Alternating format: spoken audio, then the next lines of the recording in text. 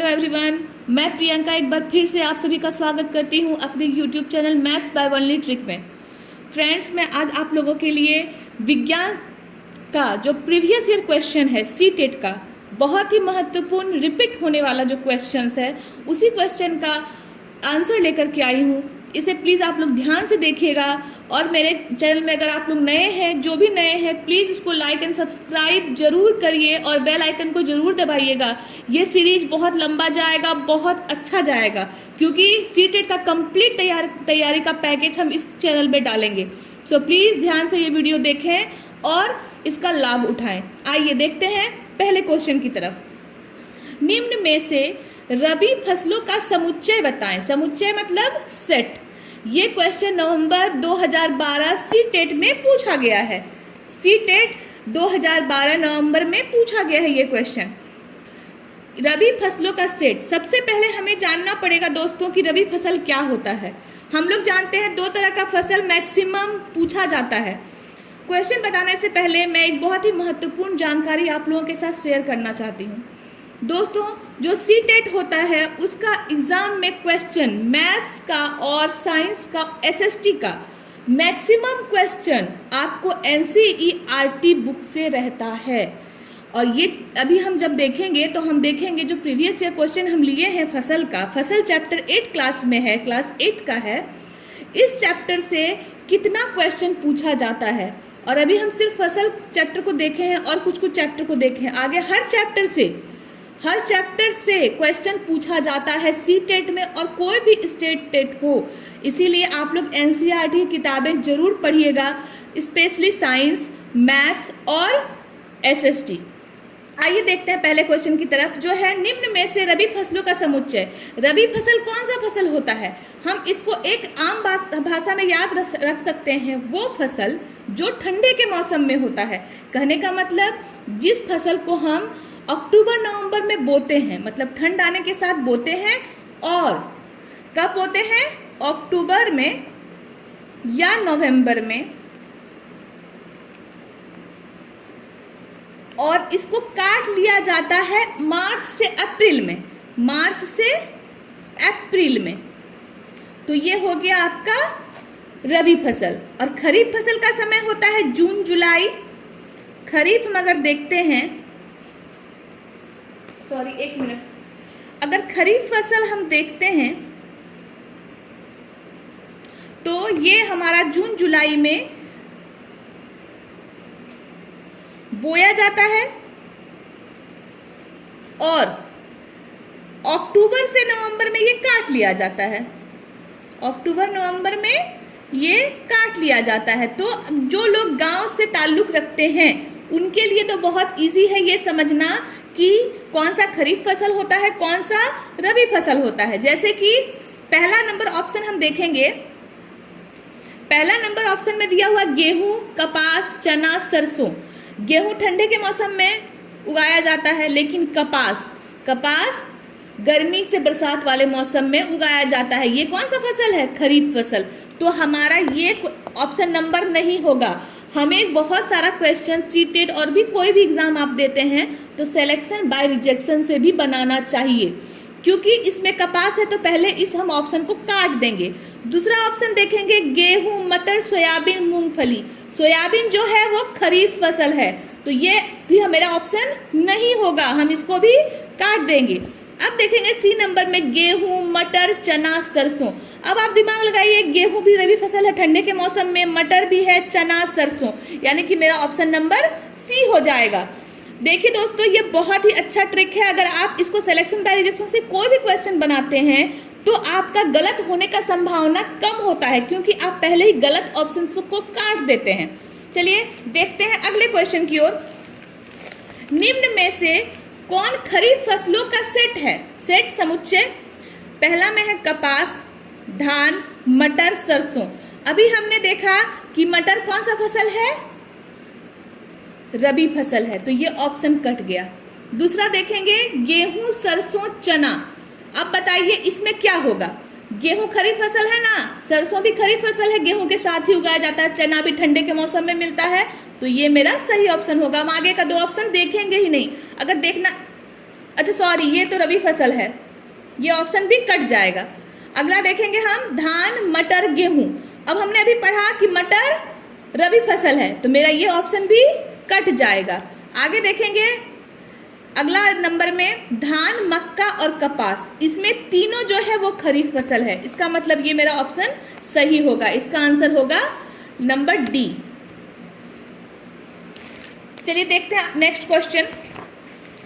भूपर्पटी में, मतलब कि भूपर्पटी हमारा पृथ्वी का ऊपरी हिस्सा जो है सबसे अधिक प्रचुर मात्रा में पाए जाने वाला तत्व है।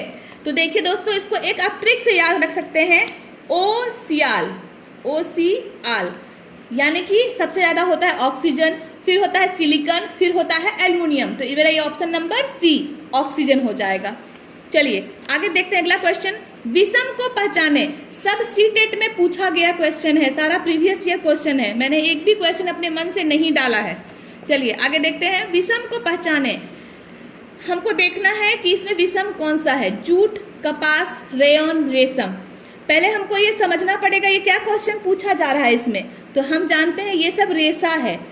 हमने तुरंत बताया था कि मैक्सिमम क्वेश्चन जो रहते हैं साइंस, SST और मैथ से, वो हमारे NCERT की किताब से रहते हैं, मैक्सिमम 8 तक की किताब से रहते हैं, और ये भी 8 का किताब का ही क्वेश्चन है। तो हम जानते हैं कि जूट प्राकृतिक रेशा है, कपास भी प्राकृतिक रेशा है, रेयन जो है वो बनाया जाता है, ये संश्लेषित रेशा है, रेशम भी उगाया जाता है कीट पालन के द्वारा। इसका मतलब इसका ऑप्शन नंबर सी है विषम। आगे है विषम को पहचाने, तांबा, चांदी, एल्युमिनियम और हीरा।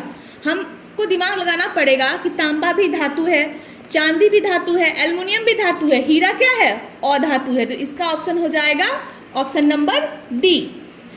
हम जितना भी क्वेश्चन बता रहे हैं आप लोग ध्यान से पढ़िएगा, बहुत इंपॉर्टेंट है, और सब NCERT किताब इससे है, क्योंकि मैं भी खुद एक टीचर हूँ, इसलिए मैं जानती हूँ कि NCERT किताब में ये क्वेश्चंस हैं।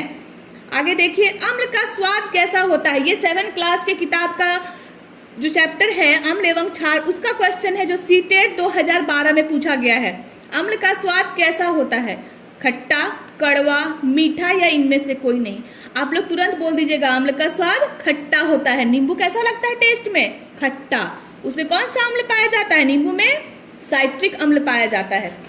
चलिए देखिए नेक्स्ट क्वेश्चन देखते हैं। ध्वनि की गति के संदर्भ में निम्न माध्यम को आरोही क्रम में सजाइए। कह रहा है बढ़ता हुआ क्रम में सजाने के लिए पहले हमको ये जानना पड़ेगा कि ध्वनि का गति सबसे अधिक किस में होता है। तो दोस्तों सबसे अधिक ध्वनि का गति ठोस में होता है, उसके बाद तरल में, उसके बाद गैस में। तो हम ये ऑप्शन खोजेंगे, पहला इसमें तो ठोस गैस उल्टा दे दिया है, गैस तरल ठोस, ये भी यही सही है। देखिए सबसे अधिक ठोस में सबसे बड़ा ठोस को लिखा है, फिर तरल में, फिर गैस में।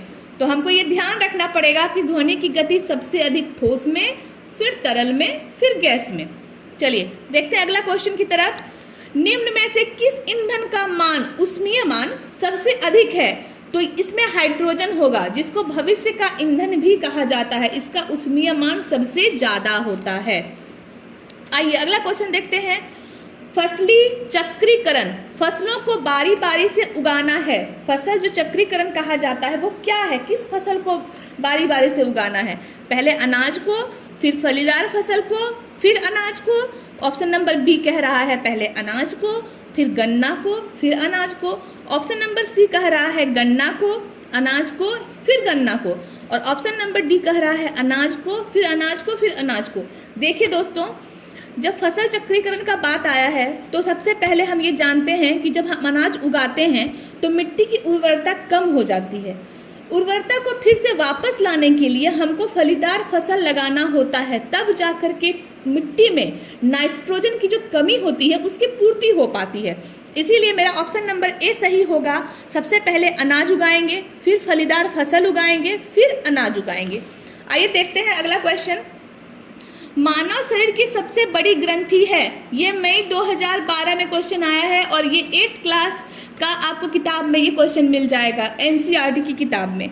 मानव शरीर की सबसे बड़ी ग्रंथि है पिट्यूटरी, लीवर यानी कि यकृत, एड्रिनल या अमाशय। तो ये लीवर है, आपको इसका आंसर याद रखना होगा, लीवर है। अगला क्वेश्चन है हमारे पास, जब एक प्रिज्म में से श्वेत प्रकाश को गुजारा जाता है तो सबसे कम झुकाव होने वाला रंग है। देखिए दोस्तों, बोर्ड में बताने से इतना क्वेश्चन लिखना पॉसिबल नहीं हो पाता है, इसलिए हम कॉपी में ही आप लोग को बता रहे हैं। उम्मीद है आप लोग को पसंद आ रहा होगा। ये बहुत ही वेरी वेरी इंपॉर्टेंट क्वेश्चन है, इसको ध्यान से पढ़िएगा। और साथ ही साथ हम कंसेप्ट भी सबका दे रहे हैं कि इससे मिलता जुलता कोई भी क्वेश्चन अगर एग्जाम में आता है तो आप उसको आसानी से हल कर सकते हैं। देखिए, जब एक प्रिज्म में से, हम जानते हैं प्रिज्म का बाहरी भाग ऐसा दिखता है, प्रिज्म में से एक श्वेत प्रकाश को अगर गुजारा जाएगा तो क्या होगा?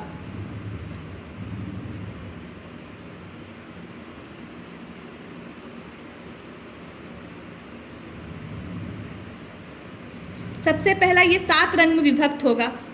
ये मैक्सिमम लोग जानते होंगे, जो लोग नहीं जान रहे हैं वो ध्यान से देखेंगे कि ये 7 रंग में विभक्त होगा। एक श्वेत प्रकाश को गुजारा गया, वो 7 रंग में विभक्त होगा। उसके बाद हम देखेंगे कि इसका क्रम क्या होता है। तो एक ट्रिक से आप इसको याद रख सकते हैं, बिंजा नी ह पी ना ला।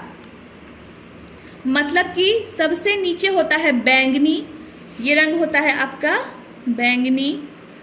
फिर है जामुनी, ये होता है नीला, ये होता है हरा, पीला, नारंगी और ये लाल। इसका मतलब हम देखते हैं कि सबसे नीचे क्या है, बैंगनी है, फिर जामुनी है, फिर नीला है, उसके बाद हरा है, उसके बाद पीला है, फिर नारंगी, फिर लाल। इसका मतलब सबसे अधिक झुकाव किसका हो गया, बैंगनी का हो गया, और सबसे कम झुकाव किसका हुआ, लाल का हुआ। एक बार फिर से बताते हैं, जब श्वेत प्रकाश को प्रिज्म से गुजारा जाता है तो वो 7 रंगों में विभक्त होता है। 7 रंगों का ये क्रम है। नीचे से हम देखेंगे बेंजा नी ह पी नाला, इसको याद रखेंगे आप लोग, बेंजा नी ह पी नाला। ये 8th क्लास का ही किताब में दिया हुआ ट्रिक है जो हम आप लोग को बता रहे हैं। तो ये बै से हो गया बैंगनी, जामुनी, नीला, हरा, पीला, नारंगी और लाल। तो सबसे कम किसका झुकाव हुआ, लाल रंग का। तो इसमें मेरा आंसर होगा answer number option number B, लाल। चलिए अगला क्वेश्चन की ओर बढ़ते हैं। उर्वरकों में उपलब्ध फसलों के लिए पोषक तत्व है, इसको याद कर लीजिए, NPK, नाइट्रोजन, फास्फोरस, K से पोटेशियम। आप खोज सकते हैं nitrogen, phosphorus, potassium, option number B. उतना बड़ा में कंफ्यूजन हो जाएगा, NPK याद रख सकते हैं आप सीधा, NPK यानी कि नाइट्रोजन, फास्फोरस और पोटेशियम। चलिए आगे बढ़ते हैं। निम्न में से वह कौन सा यौगिक है जिसमें कार्बन नहीं है? मीथेन का फॉर्मूला आप लोग इंटर में पढ़े होंगे कि CH4 होता है। एथेनोइक अम्ल होता है, मेथेन होता है CH4। इथेनोइक अम्ल, एथेनोइक अम्ल, इसका होता है CH3COOH। उसके बाद है सल्फ्यूरिक अम्ल, जिसका होता है सल्फ्यूरिक अम्ल, इसका होता है H2SO4। उसके बाद आपका ग्लूकोज दिया हुआ है ऑप्शन में। ग्लूकोज का आप सब जानते होंगे, जो पढ़े होंगे, C6H12O6। इसका मतलब हम देखते हैं इसमें भी कार्बन है, इसमें भी कार्बन है, इसमें भी कार्बन है, सिर्फ सल्फ्यूरिक अम्ल में कार्बन नहीं है। तो मेरा ऑप्शन हो जाएगा सल्फ्यूरिक अम्ल। चलिए आगे नंबर और लास्ट क्वेश्चन हम देखते हैं। हमारे सौरमंडल के 2 ऐसे ग्रह कौन से हैं जो पूर्व से पश्चिम की ओर घूमते हैं? देखिए ये साइंस और SST दोनों का क्वेश्चन है। ये साइंस का सबसे लास्ट चैप्टर है 8th क्लास का, जो आपके CTET और अदर टेट के हिसाब से बहुत इंपॉर्टेंट क्वेश्चन है, क्योंकि ये जो इस चैप्टर से SST में भी क्वेश्चन आते हैं और साइंस में भी क्वेश्चन आते हैं। पहले हमको ये जानना है कि सौरमंडल के जो सारे ग्रह होते हैं वो पश्चिम से पूर्व की ओर परिक्रमा करते हैं, लेकिन अपवाद में 2 ग्रह ऐसे हैं जो पूर्व से पश्चिम की ओर घूमते हैं। तो ये दो ग्रह कौन है? शुक्र और यूरेनस। ये आपको ध्यान में रखना होगा, शुक्र और यूरेनस। एक बार फिर से सुनिए, हमारे सौर मंडल के जो 6 ग्रह हैं वो पश्चिम से पूर्व की ओर घूमते हैं, लेकिन जो 2 ग्रह हैं शुक्र और यूरेनस वो घूमते हैं पूर्व से पश्चिम की ओर। मैं उम्मीद करती हूँ कि आप लोगों को ये सेशन बहुत पसंद आया होगा। अगर पसंद आया है तो लाइक बिल्कुल करिएगा और साथ में कमेंट भी करिएगा अगर कुछ प्रॉब्लम आप लोग को हो रहा है। और अगर आप चैनल पर नए हैं तो इसको सब्सक्राइब जरूर करिएगा। धन्यवाद।